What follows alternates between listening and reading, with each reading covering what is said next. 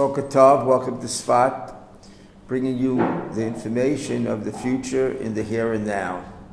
The most important advancements in technology have always been made in times when it seems impossible. So in a generation where speed is important, so it seems as though that everybody in the world is looking to one idea and one idea only, and they give it a name and they call it fusion. Fusion technology, and the reactor in France that people claim $65 billion, which is a world effort in order to bring and control the energy of the world. Unfortunately, according to what I've seen from the Torah, God's gift to human beings, which were given eventually to the Jewish people and to the world, it's not going to happen over there. And those people who are building it in Korea and all over in order to control this, according to the Torah, it wasn't given for those purposes. What I found, it was actually given to the Jewish people in the end of days. Now, you might not want to believe it and know it and this and that, but it seems as though that the mechanism of fusion is also the mechanism is to put the world back together. Meaning what? Meaning that the soul and the body, in its oneness and its ability to live forever, were coming from another dimension where the body was made out of light. And the body descended into, as you see today, skin and disease and dysfunction. But fusion is part of that process that converts everything back to the way it was. So let me give you a little bit of a glimpse of what that looks like today, so you'll get an idea. I'm going to speak as slow as I can, even though the energy of this process speaks fast. I'll do the best I can to give you what was already pre-planned many years ago. So first of all, when we look at the concept of fusion, in the way that the world looks at fusions, what they're trying to do is to combine the hydrogen molecules and to bring them back with tremendous amount of force and heat, and to basically create a little mini sun. In the idea that we found inside of the Torah, we see the concept come from the horse. And the concept today is, how do we call energy? Still to this day we call it horsepower.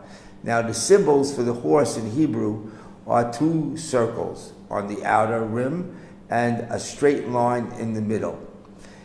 Its numerical relationship to each part is, as you know, a 6, right? For 60, a circle is the dimension of 60, called the samek. The vav is also a 6, and the samek is also a 60, which those of you who have any education of what they call the devil among the world, it's 666.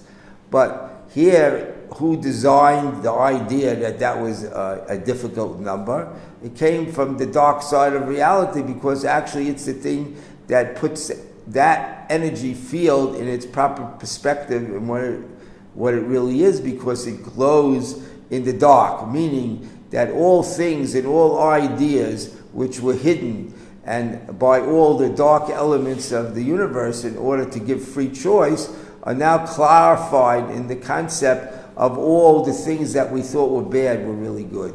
How could that be? How's that possible? Because it's the light of God coming in and infusing this world through the concept of the two circles and the straight line through the word horse. Now, how does it do it? Watch this, everybody. This is incredible. You got to look close to see the magic of the divine. So, if we take the circle, which is the first letter, the samek, right? And the second letter, which is a vav, right? And we take 60, which is samek, and the vav, which is 60, and multiply it. What do we get, everyone? 360. What's 360? Everyone knows. It's a circle. It's the degrees of a circle.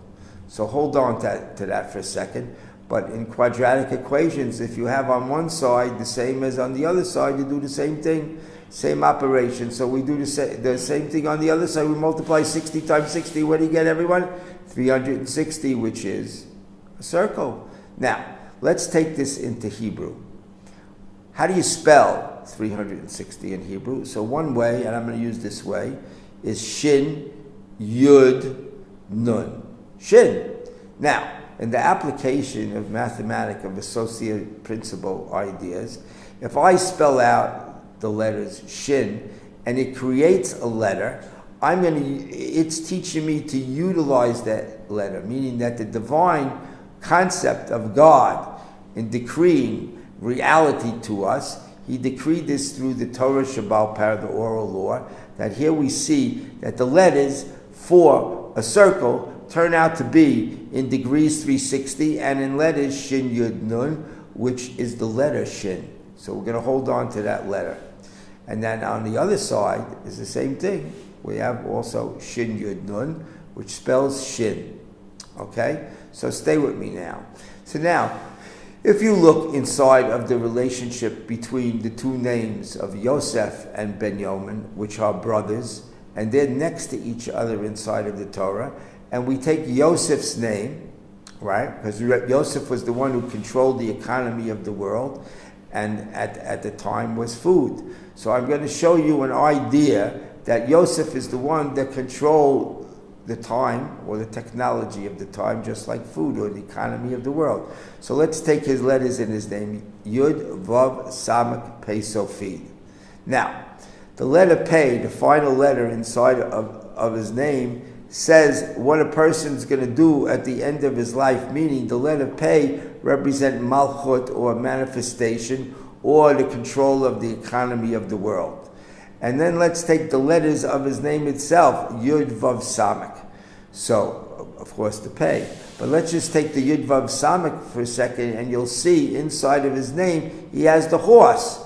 You see the Yud and the Vav. If we multiply the Yud times the Vav, you have a Samak, and there inside of his name he has the horse, meaning that he has the technology of fusion inside of his own name.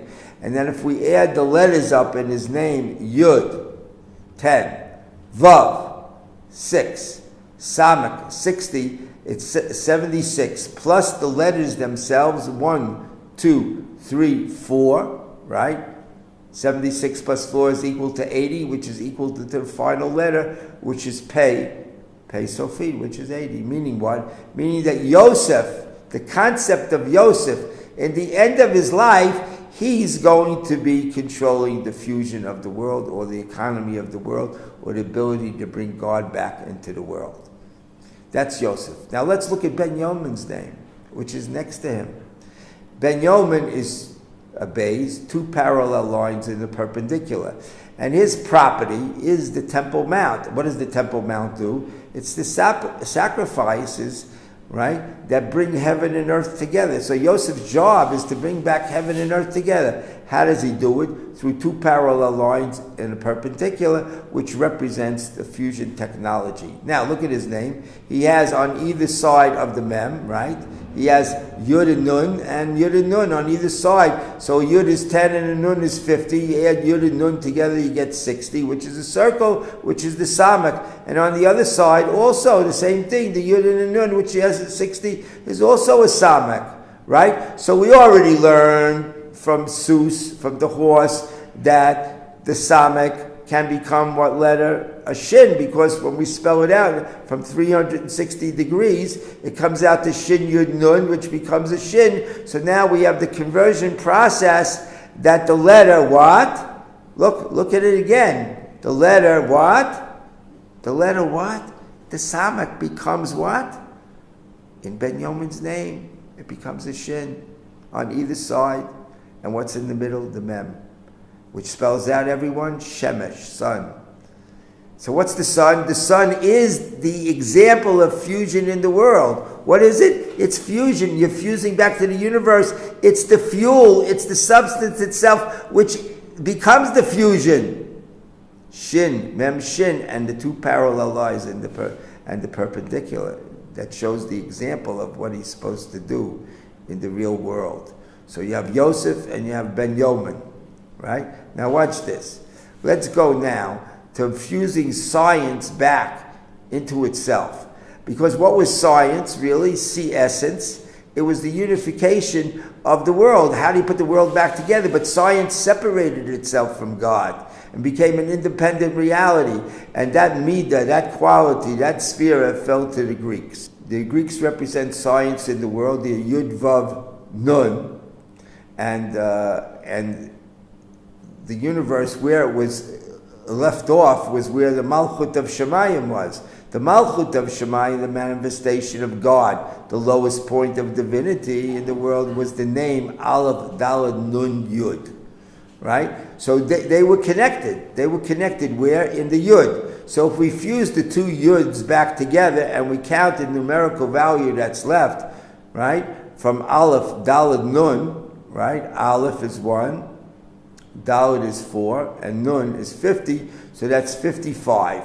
And where the two fuse points of the two Yuds together, they become nullified in the process, and we're left with Vav, which is 6, and Nun, which is 50. It comes out to, everyone, 56. 56 plus 55 is 111, which is 111, which was, when the world was unified, it was in the harmonic state of 111. And then it became 222. How do you know it became 222? Because Baruch, blessing, to bless somebody is what the Jews do. What we do as a people is we bless. And 333 is snow, sheleg. 444 is truth, right? 555 is really how God manifests himself through his name, Adoni. But right now I wanted to show you that in the chemistry of it, 333 is snow, 343 is rain, and 300 is the sun. Now if we look at 333, the root of snow, which the word for snow, is water. So if we take H2O, 2 hydrogen, and put them on the outer rings and the oxygen in the middle, when you put snow inside of your hand, it melts. Why? Because there's a form of heat exchange. It's oxygen, mistama. So therefore, the next level of what we call rain, or the source of water, right, is 343, where it changed in the oxygen component. And then we have next the sun, which is the same 3, and we're going to make it look like 300, but it's really the same 3 as 3 in snow and 3 in water. And now we're going to say 300, and the next component, which is 40, right, which is the same 4 that's in rain. And right, we're going to make it 40 to look something nice. And then we're going to make it 300 again. So we see in the component of the hydrogen molecules, it changed in the outer ring in the hydrogen 100 times. So that's what happens in fusion, is that by heating the molecules and pushing them together, that's what fusion is, and it shows it in the formation of the organic chemistry of the world, the process of what it looks like in the real world. It's 333, 343, 340, 300. And that's really the dimension that I wanted to bring to you in the moment now, to get a glimpse of what fusion energy is in Mirz Hashem, and now we have a project to be able to go with it, and it's going to bring the real truth of fusion into the world. And just the anomaly of how it is that God created the word for fusion, which is Pei Vav, which is 86, which is the word for nature, or the sciences, or how things really work in the physical world, which is 86, which is connected to the speed of light, 186,000 miles per second, right? And it's going to fuse shin, which we just said, those are the shins, those are the outer rings in the word shemesh, and also the horse. So God put himself into the equation over there to get a little laughter how he does things. Amen.